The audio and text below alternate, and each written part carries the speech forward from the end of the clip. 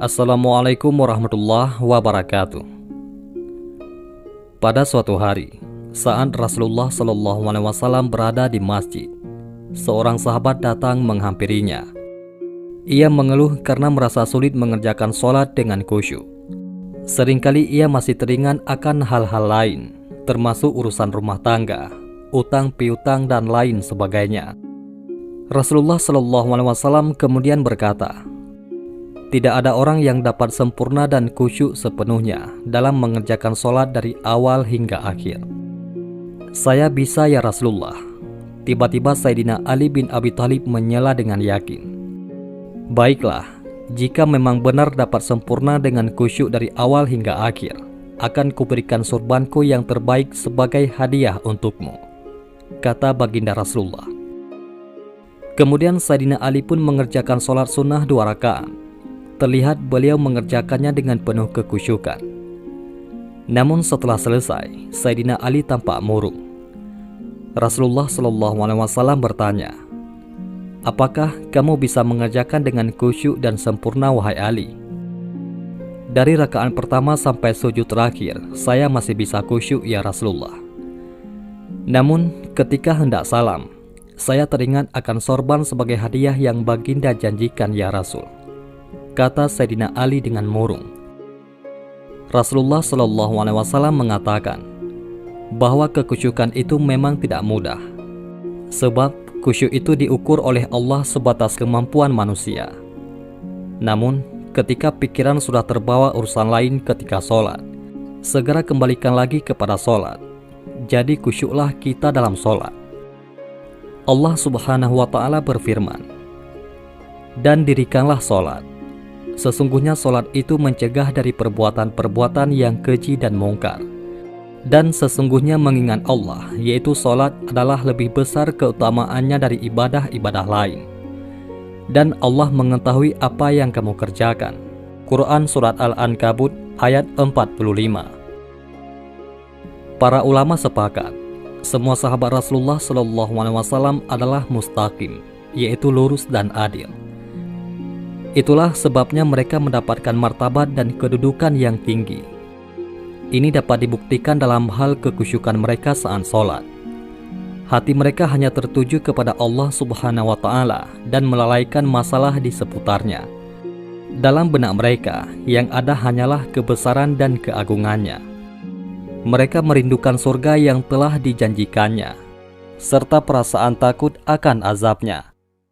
Ketika sholat, konsentrasi mereka bertambah kuat tatkala membaca ayat-ayat Al-Quran dan seolah berdialog langsung dengan Sang Khalik. Dikisahkan, suatu ketika saat Urwah bin Zubair sedang sakit pada betisnya, ada yang menganjurkannya agar bagian yang sakit itu dipotong, namun ia menolaknya. Penyakit itu menjalar ke bagian atas tubuh. Menurut sahabat Nabi yang lain, jika penyakitnya telah sampai ke tulang lutut, maka dapat menyebabkan kematian. Namun Urwah hanya bisa pasrah dan menyerahkan segalanya kepada Allah Subhanahu wa Ta'ala. Beliau sempat menolak ketika seorang tabib hendak mengamputasi kakinya. Tatkala ahli bedah telah datang dengan membawa pisau untuk menyayat daging dan gergaji untuk memotong tulangnya, tabib itu berkata kepada Urwah, "Sebaiknya kami memberimu minuman memabukkan ataupun khamar, agar Anda tidak merasakan sakitnya diamputasi." "Tidak perlu, aku tidak akan menggunakan yang haram demi mendapatkan afiat ataupun kesehatan," kata Urwah dengan tegas. Kemudian Urwah bin Zubair radhiyallahu anhu meminta kepada para tabib agar pemotongan dilakukan ketika beliau melakukan sholat 2 rakaat. Dan potongan itu dilakukan sewaktu Urwah sedang sholat sesuai dengan permintaannya. Pemotongan itu sama sekali tidak dirasakannya. Subhanallah, lantaran khusyuk dan tenangnya Urwah menunaikan sholat, hatinya hanya terpusat pada Allah Subhanahu wa Ta'ala tanpa ada suatu kekuatan yang mampu mengusiknya. Pada kisah lain tentang kekhusyukan sholat para sahabat, dikisahkan sahabat Khubaib hendak dihukum mati oleh kafir Quraisy. Tatkala telah sampai di Tan'im dan hukuman mati segera dilaksanakan, Khubaib meminta izin untuk melakukan sholat 2 rakaat.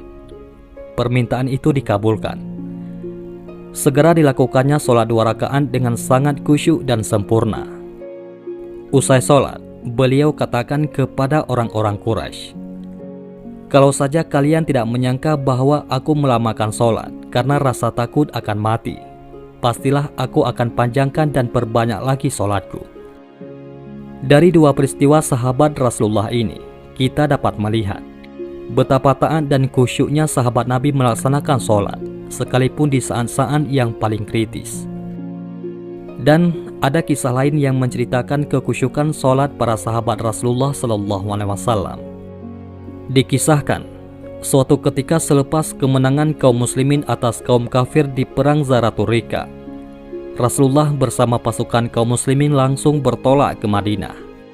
Dalam perjalanan, pasukan muslimin terpaksa bermalam di sebuah tempat. Lantas disuruhlah 2 orang sahabat Rasulullah, yaitu Ammar bin Yasir dan Abbad bin Bishr, untuk berjaga-jaga di tempat yang disebut pintu Syi'ib. Kedua sahabat yang kelelahan tersebut bersepakat untuk piket malam secara bergantian. Melihat Ammar yang sangat kelelahan, Abbad meminta rekannya untuk tidur lebih dahulu. Saat berjaga, Abbad merasa lingkungannya sudah aman, maka terlintaslah dalam pikirannya untuk mengisi waktu dengan sholat malam. Bukankah dengan melaksanakan ibadah sholat, ia bisa memperoleh pahala berlipat? Ketika tengah khusyuk dengan bacaan sholatnya, tanpa disadari Abbad, ada sepasang mata yang mengincarnya. Sejurus kemudian, sebatang panah pun menancap di pangkal lengannya. Herannya, panah itu diabaikannya begitu saja. Ia terus melanjutkan sholatnya seakan tidak terjadi apa-apa. Tak lama berselang, panah kedua dan ketiga pun berdesing menghujam tubuhnya. Namun Abbad tetap saja bersikap tenang seperti tak terjadi apa-apa. Panah yang menancap di tubuhnya itu secara perlahan dicabutnya, lalu ia teruskan sholatnya. Abbad yang hampir sekarat itu terus menyelesaikan sholatnya. Setelah salam, barulah ia tarik rekannya, yaitu Ammar yang tertidur. Spontan saja, Ammar yang baru terbangun dari tidurnya sangat kaget melihat rekannya yang sudah bersimbah darah. "Gantikan aku mengawal, karena aku telah kena," tutur Abbad dengan sisa tenaganya. Si pemanah pengecut itu pun lari tunggang langgang melihat banyak di antara kaum muslimin yang sudah terbangun. "Subhanallah, kenapa saya tidak dibangunkan ketika kamu dipanah yang pertama kali tadi?" tanya Ammar kepada Abbad radhiyallahu anhu.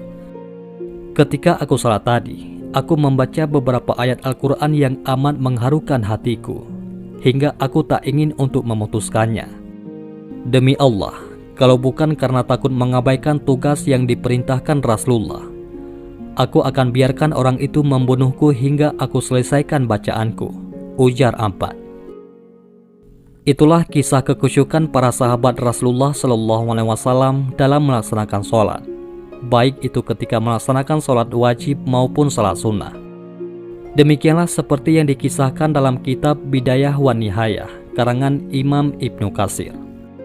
Mudah-mudahan dengan kisah ini dapat menguatkan ataupun bertambahnya keimanan kita kepada Allah Subhanahu wa Ta'ala, dan mudah-mudahan kita dapat meniru akhlak para sahabat Rasulullah. Dan sebelum kita akhiri, marilah kita bersalawat kepada baginda Nabi kita tercinta, Rasulullah Muhammad SAW. Allahumma sholli ala Sayyidina Muhammad wa ala ali Sayyidina Muhammad. Mudah-mudahan ini semua bermanfaat. Assalamualaikum warahmatullahi wabarakatuh.